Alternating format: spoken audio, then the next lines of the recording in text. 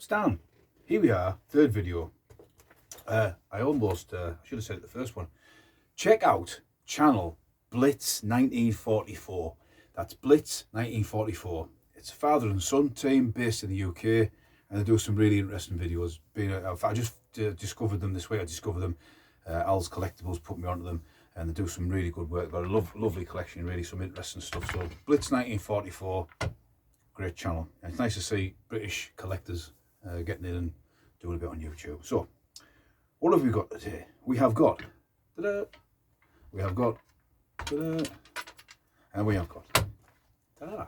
So, I spent literally 10 minutes researching this video. No, honestly, there is a serious side. Entrenching tools. This is my collection of entrenching tools. I only have 3, and it's not. Even some of the sites and forums I was looking on, basically people are saying, oh, well, unsure, not known, blah, blah, blah, blah, etc., etc. Now, I haven't got a German World War II one, but if you see these sort of entrenching tools, all have a similar, the European ones, a similar look to them. Excuse me. So I'll start with this one. This is a Romanian one, military surplus.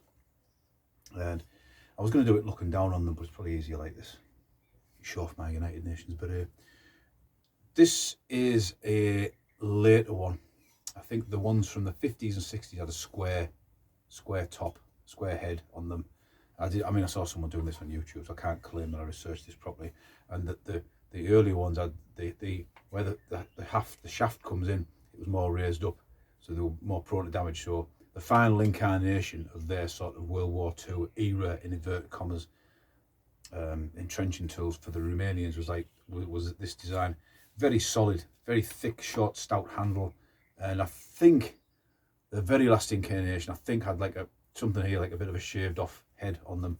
But these are really cheap, sort of, you know. And why did I buy it? They all do have that sort of World War II German look about them in some respects. And there was one website I looked at where it showed you sort of each World War II and Cold War sort of European style entrenching tools, and they do. So for me, it's just a shelf filler. So, and after World War II, obviously the two Germanies facing each other. Now, the East Germans developed a fold and shovel, and the West Germans, it was more like this one. It is complicated. There's an East German one on the left. There's a West German one. We'll do the East German one first. First glance, it does look very similar to the World War II German.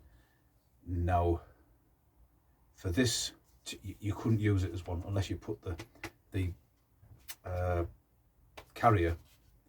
These would have to be on this side for it to work, so you could tuck your bayonet in. So you can see how it's on that side, so you wouldn't be able to tuck your bayonet in. Do you understand what I'm saying? So that you couldn't use this as a World War II type because of the carrier. But I suppose you could put a repro one on, or a real one. And the other thing is, I'm led to believe that, you know, World War II ones didn't have rivets on. Apparently, I do stand to be corrected. This is, should have done the research. Has got this stamped with bat. Right, so there's no date, but you won't see it. But I'll offer it up. Can you see there? There's a bat symbol, flying bat, and some letter stamps. So this was, I'm sure that the company that made them, possibly. So, like refreshment time, I'll try and cover up the label. We all know what it is. Steel with stand fuel. So this is very similar to the World War II German one, fixed handle one. Difference being the German World War II one had, and it was rivets or like spot weld. Whereas this has been welded for those who do like electric arc welding, more than likely. And you sort of see the similarities between World War II German, Swiss, post-war Dutch, and Romanian. They are all very similar. And this was used until the early 60s, I believe, and then it was like a folding type. So this probably is mid-50s, something along them lines. And what you'd pay for that, I think these are probably going for about 40 or 50 pound at the minute. And again, this is one that's, I'm yet to get like a proper full combat rig out for an MVA soldier I prefer the sort of parade foot uniform type of things that they look at them with the limited space of 5 mannequins. I choose to have them like that. Maybe if I get more space or more mannequins, I could change my mind, but it's nice to have one. I think Centre of Britain Army Surplus were selling them, so that just goes in the corner. And this one, courtesy of Military Mad, which sits in my West German display. I'm sorry that I didn't get round to doing these sooner, but I am sort of backlogged with videos, but a very nice item it is. And so there's the leather carrier. There's no date stamps on there I can't find, but it is leather. And this is quite a hefty piece, you know. It is quite weighty, you know. So I want pronunciation, I believe it's called, excuse me, the clapspatten or folding spade, used between the 1950s to the 1960s. No, sorry, early 1970s. Mine's dated 1968. See that little fella? It's older than I am, and it again has that sort of World War II look about it. World War II German look. You can see where its heritage is. Now, how do I do this again? There you go. So you can have it like that, or you could have it completely open like that. So obviously for digging or for dragging roots out or something.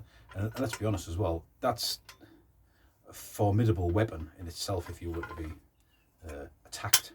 But also, so you can have it like that, like a hook. Or I suppose you have it all the way around, and then you've got your sort of traditional European, if you want to call it that, spade, entrenching tool. They're both about the same size. I mean, this East German one, it's been sharpened along the front and one edge. Now, whether that's, I know they used to do that in World War II when they were fighting, hand-to-hand fighting. Whether that's been done for that, probably not. Probably more to make it more of a multi-tool, chopping down small branches and trees. But it's nice to see in the 1960s, he was versus him, either side of the wall, and he's got more kit. So there you go. So that's courtesy of Military Mad. Thanks very much. And again, I apologise for not doing a video soon. I will do the rest of the stuff. The gas mask. I will do the gas mask. It's just sometimes when you go on the internet, where we do most of our research, don't we? I mean, I do have a lot of books, but sometimes you want something quick to do. You go on and you look at something, and you're just deluged by adverts for, you know, where they're selling these things, and it takes a while to weevil your way through. So that's it. 50 minutes left and you should be coming home. Anyway, right, so this is Stan. They are my entrenching tools. That's my North Vietnamese flag. And this is my beret, courtesy Gary Hall of the Honour of Banner Museum. So that's it for another weekend. That's all I'm doing. And we'll play out with the button. It's behaved itself, turned it off twice. Without even me going persuading it. So here we go. This is Stan. See you. Sid James would say, come on, off. Off.